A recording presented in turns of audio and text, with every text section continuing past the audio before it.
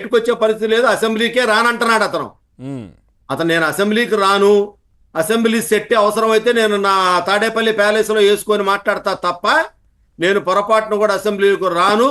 రాజధాని ప్రజలను ముఖం చూడను, వాళ్లే నన్ను ఈ ఉద్యమం ద్వారా భ్రష్టు పట్టించి నా ఓటమికి సగం వాళ్లే కారణం అనేది అతనికి బలంగా మళ్ళీ వచ్చి ఒక రోజు వచ్చి సెషన్ కి సంతకం పెట్టి అంటే వచ్చినట్టు ఉంటుంది కదా.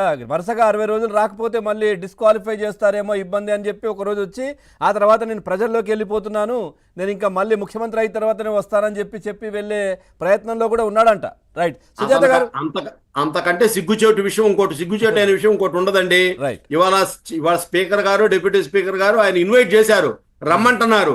సమస్యల మీద మీకు ప్రతిపక్ష హోదా లేకపోయినా కూడా మీ వైకాపా శాసనసభ్యులు 9 మందో 10 మందో ఉన్నవాళ్ళకి నువ్వు నాయకుడివి, ఖచ్చితంగా నీకు మైక్ ఇస్తామంటున్నారు, సమస్యల మీద మాట్లాడమంటున్నారు.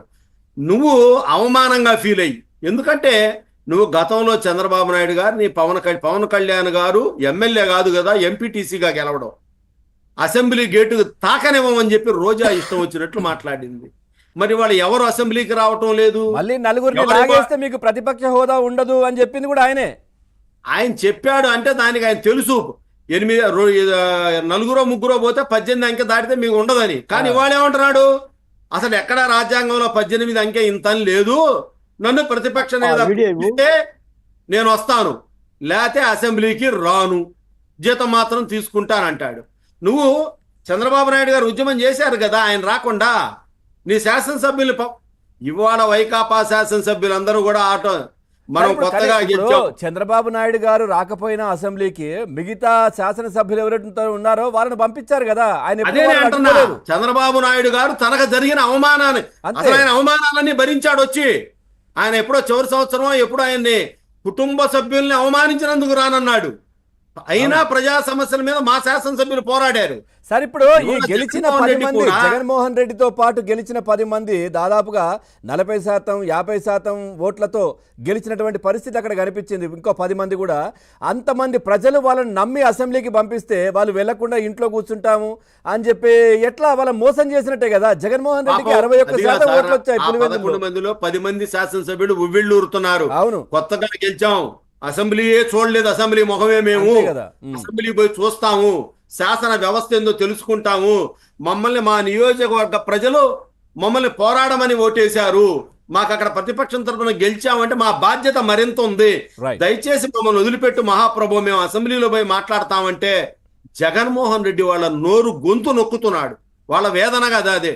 వాళ్ళు ఇంకా చూస్తారు సార్, ఇంకా 10-15 రోజులు ఇంకో అసెంబ్లీ సెషన్ చూసి వాళ్ళు ఎవరు ఉండరు, వాళ్ళు ఉండకుండా వైసీపీ మాదే అంటారా, వాళ్ళు ఒక గుంపుగా వచ్చేసి వైసీపీ మాదే అంటారు గ్యారంటీగా. అంతే. ఆ రోజు జగన్మోహన్ రెడ్డి ఒక్కడే ఒంటరి అయిపోతాడు. మేమైతేనండి గౌరవం ప్రతిపక్షం ఉండాలి, ప్రతిపక్షం ఖచ్చితంగా ప్రతి రాష్ట్రంలో ప్రతి దేశంలో ఉండాలి. ప్రతిపక్షం ఉన్నప్పుడే పాలకపక్షం ఒళ్ళు దగ్గర పెట్టుకుని పనిచేసిద్ది. అయితే మేము ఎటువంటి ఆహ్లాదకరమైనటువంటి ప్రతిపక్షాన్ని ఆహ్వానిస్తున్నాము, సరైనటువంటి సలహాలు ఇవ్వాలి, సూచనలు ఇవ్వాలి, అంతేగాని అబద్ధాలు చెప్పే ప్రతిపక్ష నాయకుడు మన జగన్మోహన్ రెడ్డి 2 సార్లే నోరు తెరుస్తాడు సార్. ఒకసారి అన్నం తినటానికి, రెండోసారి అబద్ధాలు ఆడటానికి. మించి నోరు తెరవడు అతను పొరపాటును కూడా. జగన్మోహన్ రెడ్డి లాంటి రాజకీయవేత్త ఈ భూప్రపంచం మీద ఉండదగడు. అతను రాజకీయ నేత కాదు, అతను ఒక ఫ్యాక్షన్ లీడరు, వ్యాపారవేత్త. అతని నాయకత్వంలో గనక ఇంకా పార్టీ బ్రతికితే, ప్రజలు అతన్ని రాజకీయంగా నమ్మితే అంతకంటే ఘోరం, అంతకంటే పాపం ఇంకేమీ లేదని చెప్పి మీ ద్వారా ప్రజలకు విజ్ఞప్తి చేస్తారు. సుజాత గారు ఏం చెప్తారు? అమరావతి పైన ఇంకా విషం కక్కుతుంది. జగన్ రోతపత్రిక కావచ్చు, జగన్మోహన్ రెడ్డి కూడా ఇప్పటికీ కూడా ఆ పేరు ప్రస్తావించకపోయినా ఆయన మాత్రం దానికి సంబంధించినటువంటి లేఖలు కావచ్చు, ఇవన్నీ కూడా ఎవరైతే అప్పిస్తా అంటున్నారో వాళ్ళందరికీ లేఖలు రాయడము, లేదంటే మనం చూసాం కదా రాష్ట్రంలో ఏదో జరిగిపోతోందని నెలలోనే ఢిల్లీకి వెళ్ళి హడావిడి చేసినటువంటి పరిస్థితి. రాష్ట్రపతి పాలన పెట్టాలని కూడా చెప్పారు ఆయన. సార్ పవన్ గారు, ముందుగా మీకు అలాగే శ్రీనివాస్ గారికి, బాల్కోటే గారికి, ఏబిఎన్ వీక్షకులకు అందరికి నమస్కారం అండి. నమస్తే. అమరావతి విషయంలో వైసీపీ తను ప్రతిపక్షంలో ఉండగా అమరావతికి మేము ఒప్పుకుంటున్నామని చెప్పి అక్కడే జగన్మోహన్ రెడ్డి గారు ఇల్లు కట్టుకుంటున్నారని చెప్పి డప్పు వేసి మరి ఎవరు అడగకుండానే రోజా నమ్మబలికింది. ఇంకా చెప్పాలంటే